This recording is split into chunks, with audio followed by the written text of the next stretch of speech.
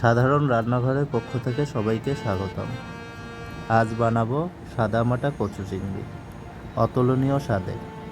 এর জন্য লাগছে কিছু চিংড়ি এবং কচু। প্রথমে কচুগুলো ভালোভাবে ধুয়ে নিই। এখন ভাপিয়ে নিব। এখন কচুগুলো সিদ্ধ হতে হতে মশলাগুলো তৈরি করে নিব। প্রথমে তেলে নেওয়া জিরা এবং দারচিনি ভালোভাবে গুঁড়ো করে নিই। এরপর কয়েক টুকরো আদা ভালোভাবে পেস্ট করে নিব।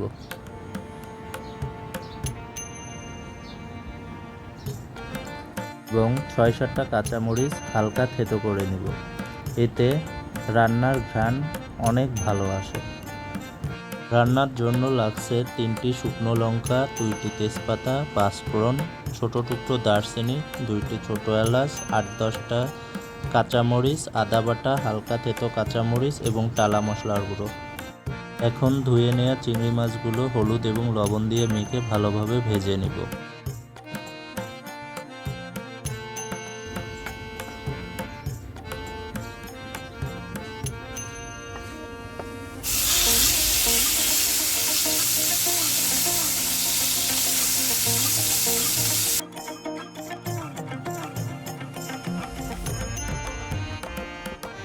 মাছ ভাজা হয়ে গেলে মাছগুলো উঠিয়ে নিয়ে ওই তেলেই ফোড়ন দিয়ে দেব।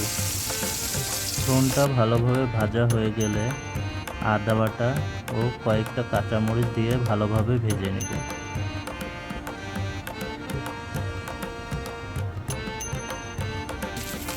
এখন সিদ্ধ করা কচুগুলো ফোড়নে দিয়ে দেব। এরপর হলুদ গুঁড়ো এবং কিছুটা লবণ দিয়ে দিই। এছাড়াও চিনি, ধনিয়া গুঁড়ো এবং থেতো করা কাঁচামরিচ দিয়ে ভালোভাবে কষিয়ে নেব।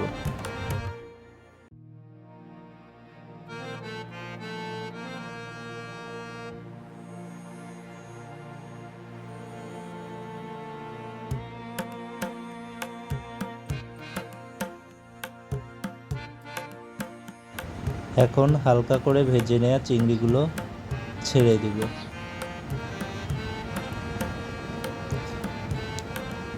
চিংড়িগুলো দিয়ে আর কিছুক্ষণ কষিয়ে নিব।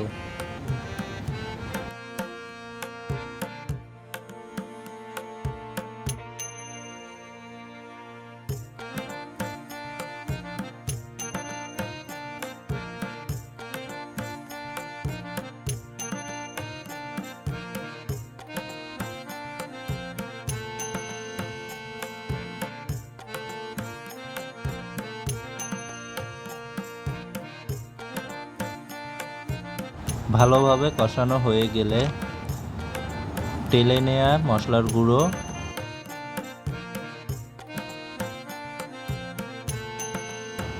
এবং ১ টেবিল চামচ সরিষার তেল দিয়ে ভালোভাবে মিশিয়ে নিলেই আমাদের তৈরি হয়ে যাবে সাদামাটা কচু চিংড়ি। আপনারাও অবশ্যই এভাবে একবার বাসায় বানিয়ে খেয়ে দেখবেন, আর অবশ্যই আপনারা কেমন খেলেন তা কমেন্টে জানাবেন। রান্নাটি ভালো লাগলে লাইক, কমেন্ট, শেয়ার এবং সাধারণ রান্নাঘরকে সাবস্ক্রাইব করতে ভুলবেন না। দেখা হবে আবার নতুন কোনো রেসিপি নিয়ে।